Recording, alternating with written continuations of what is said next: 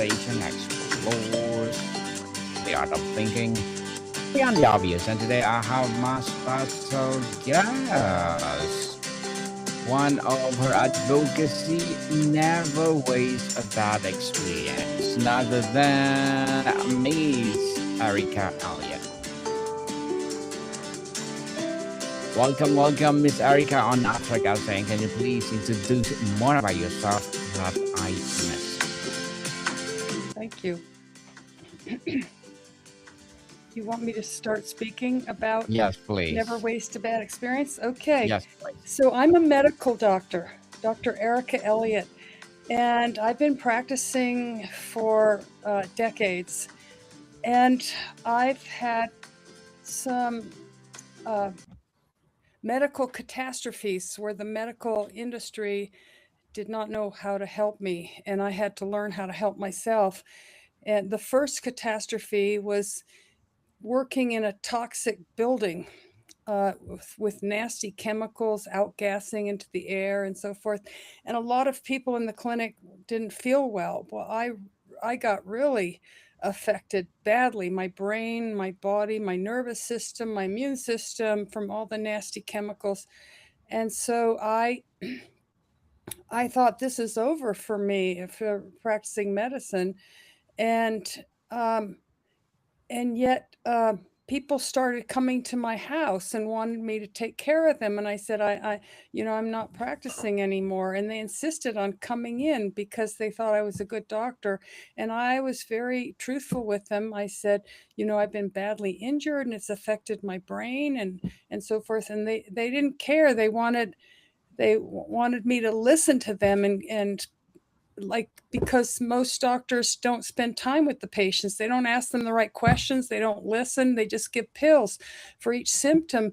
And so in my effort to get well, I studied environmental medicine, and it's all the things that are never taught in med school, like what you eat, what you breathe, what you put on your body, what you use to build your house with, what you put in the house, pesticides, scented candles, air fresheners, all these toxic things.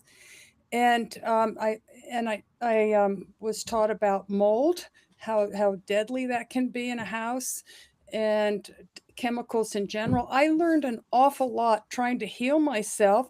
Then I got board certified in environmental medicine, and pretty soon I was able to help all these hundreds and hundreds and hundreds of patients from all over the country who weren't getting the help they needed. They were just given pills. And they heard about me not from advertising, it's from word of mouth, because they were so desperate to find somebody who could help them get well. Okay, that was the first catastrophe. So I never wasted that bad experience. It used it to help other people. And then so I had a few great years, fantastic, but then another catastrophe happened. I was hit by a snowboarder and smashed my leg up completely and had to have it rebuilt with cadaver bone chips and plates and screws and stuff. And the orthopedic surgeon did not tell me that he was using stainless steel. They should be using titanium because it's known that a certain percentage of the population is allergic to nickel. So, but I was so out of it after the accident, I didn't ask him what he's using in my leg. And after 6 months, I developed multiple autoimmune diseases, and nobody could help me. None of my colleagues, no doctor could help me. So I realized I'm on my own. I have to figure this out. And while I was trying to figure out why I had all these autoimmune stuff, I figured it might be something to do with the metal in my leg. And I asked the orthopedist, and he said, yes, he put stainless steel in there. And I asked him, why did you do that? And he said, we were out of titanium. And so I was going to send my blood to Germany to find out if it was reacting to the nickel. And while my blood was in Germany being analyzed, I went on a raft trip. And on that raft trip, I had what's known as a thyroid storm. But I didn't know what was happening to me. I felt like my head was going to explode, like I was going to have a stroke or a heart attack. And I really thought I was going to die on the river. And when I got back, I checked my blood and I was having an autoimmune reaction to my thyroid. So it was like drinking 1,000 cups of coffee. And so I immediately went to an endocrinologist, and she put me on a beta blocker and to stop the effects of the thyroid.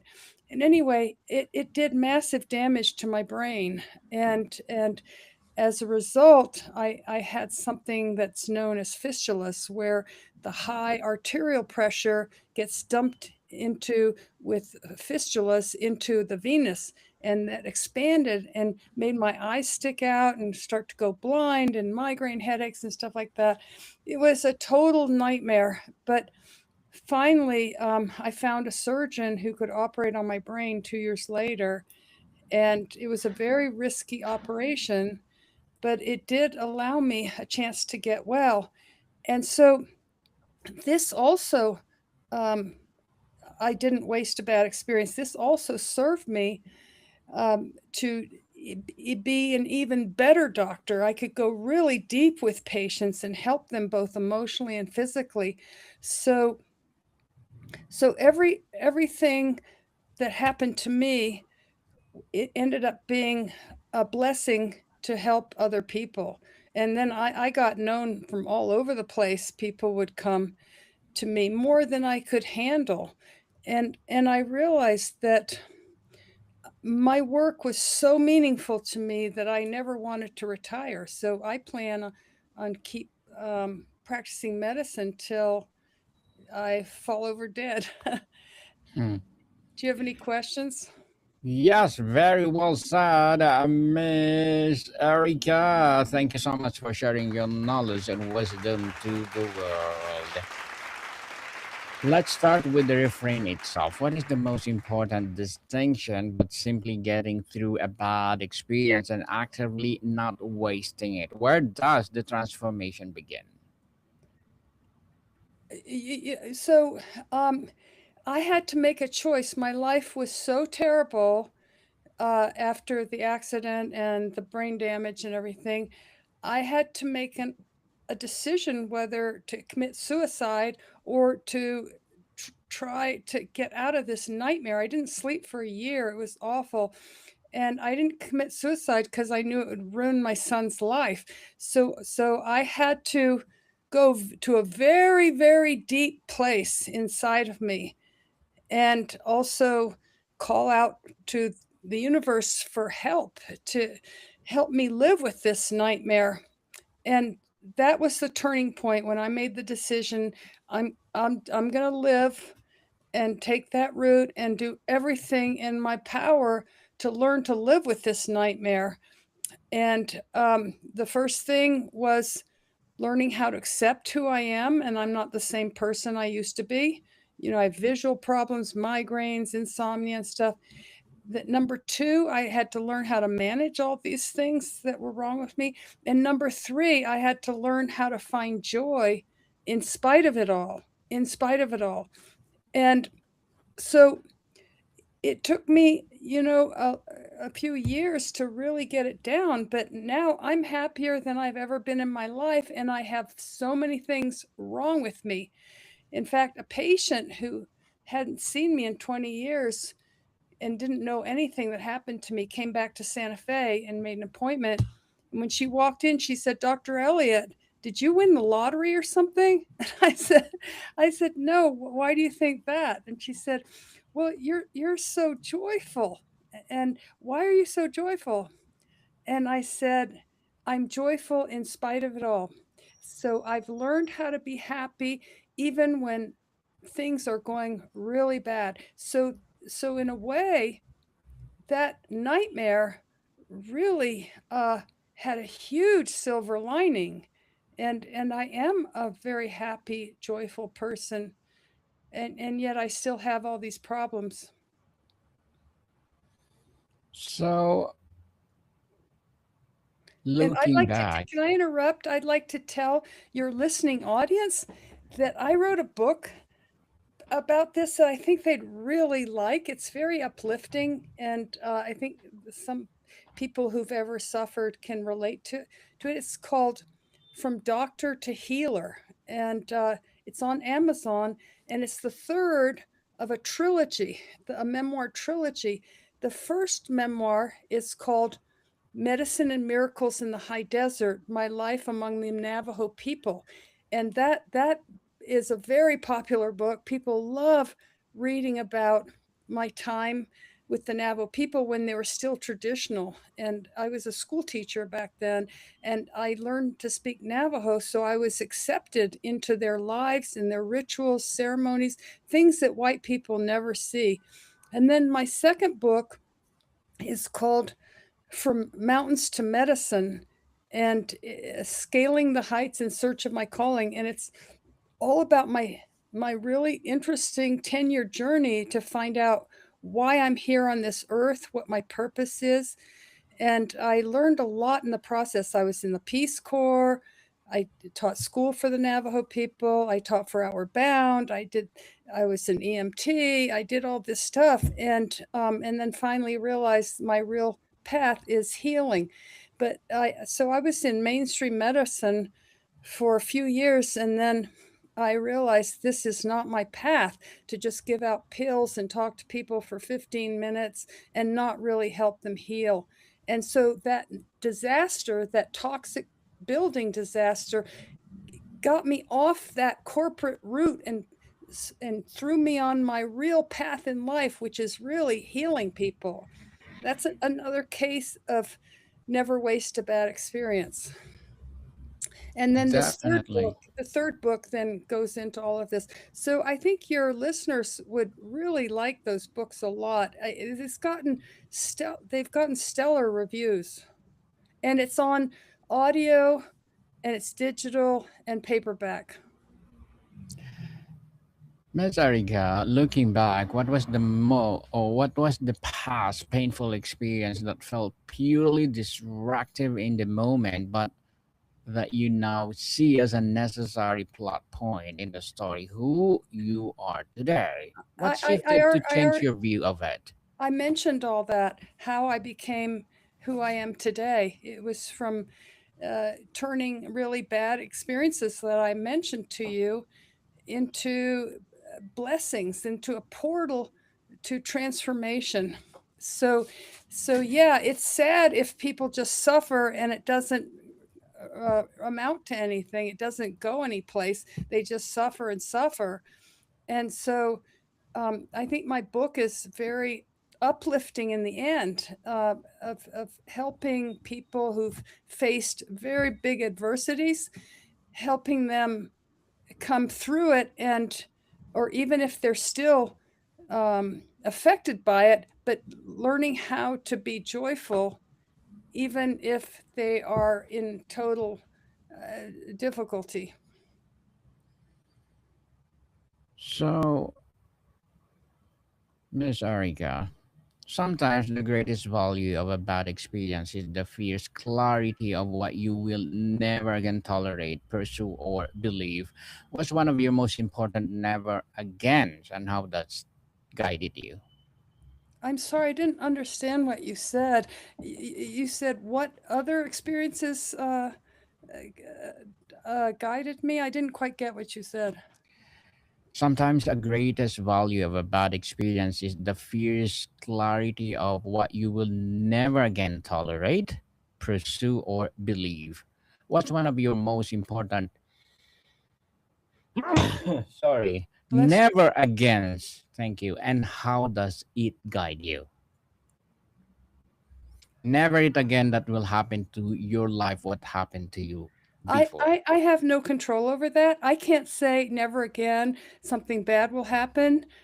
I can't say that So because we don't know what life presents to us. We don't how know. would you tolerate, pursue, or believe of what How, happened? how would I tolerate if something bad happened again? I Yes. just the same way I tolerated all the other disasters in my life. I would learn how to accept it, that this is the new me, and learn how to manage the problem, and learn how to find joy in spite of it all.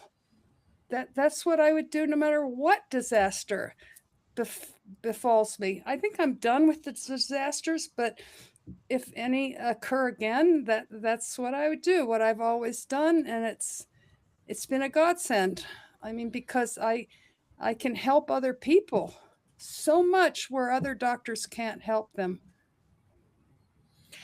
You now hold the library of hard won lessons. How do you decide when, how to share a painful story from your archive to serve as someone else without making about your own ego or trauma? How do I share my own suffering with somebody without uh, becoming egoistic? Is that what you mean? Yes. No, I'm not about ego. I'm about compassion. Ego is not a problem for me.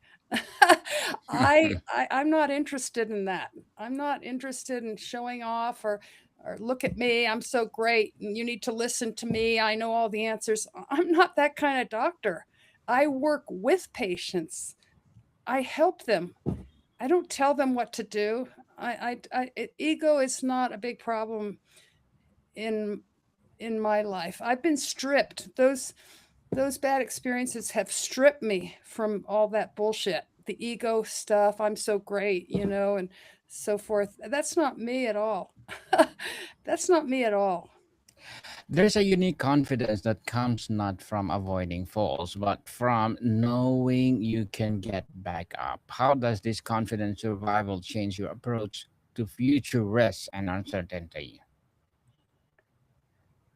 How does my how do I face future I Yes.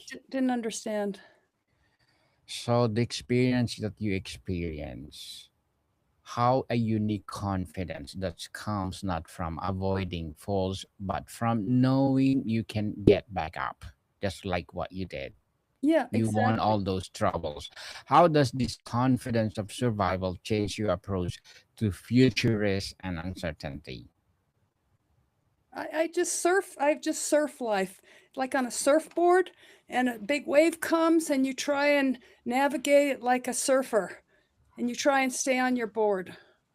So because I can't predict what life is going to be like for me, but I have a lot of skills dealing with disaster. I've developed a lot of skills and I've shared them with my patients who are suffering. So, Miss Erica, how has productively wrestling with your own bad experience changed the way you handle conflict, disappointment, and failure within your key relationships? I, I've learned a lot from these disasters and I know how to deal with disappointment and so forth.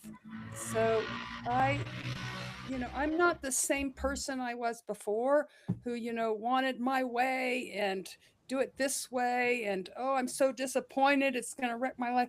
I'm not like that anymore. This disaster stripped me of all that stuff.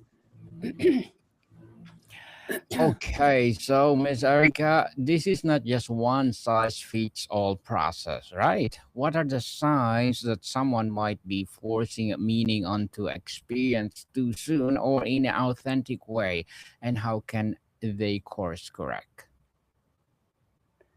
Maybe they need help seeing somebody like a counselor or me or something to give them guidance. That's all I can say. Maybe they need some guidance. If Yes, guidance. they've never been through what I've been through, they might not have the tools to deal with what they're facing and they might need help.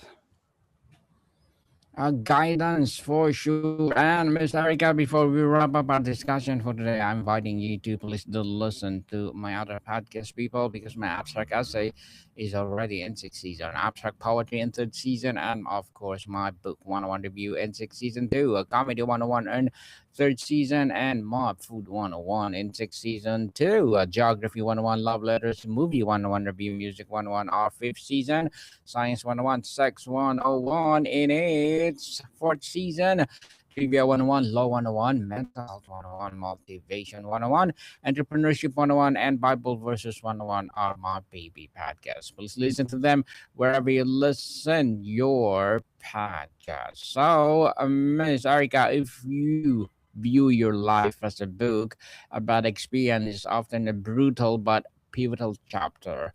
What does the principle of never waste influence how you choose to write the very next chapter? And what do you want that insight now in your profession, as well as possession itself? I've written my 3 memoirs, so I'm done with that. My next book is called The Medical Detective. I haven't written it yet. And the subtitle is Simple Solutions for Solving Medical Mysteries. So that's where my energy is going to go. And I still see patients. So I have a very full and active life. Well, Miss Erica, thank you so much for sharing your knowledge and wisdom to the world. So, can you please invite our listeners to support your books, your advocacy, or whatever projects that you're doing right now? Thank you. Can I just show you the books real quickly? Can I just show them to Yes, you? go ahead. Okay. Yes, go ahead. So this is the first one about my time with the Navajo people. People love this book. It's very fast read or listen on audio. And this is my second book about my 10-year journey, finding what I'm here on Earth for. It's a very exciting book. And then this is the book that I just published, From Doctor to Healer, which I think it'll help a lot of people who have faced any adversity. It doesn't have to be medical. And so those are my 3 books, and the 4th one is on the way. Well, looking forward for that book, Miss Erica. And again, thank you so much for your time. Thank you, Daniel. Okay, thank you so You're much. most welcome. You're most welcome. You're most welcome, Miss Erica. Welcome, people. See you soon.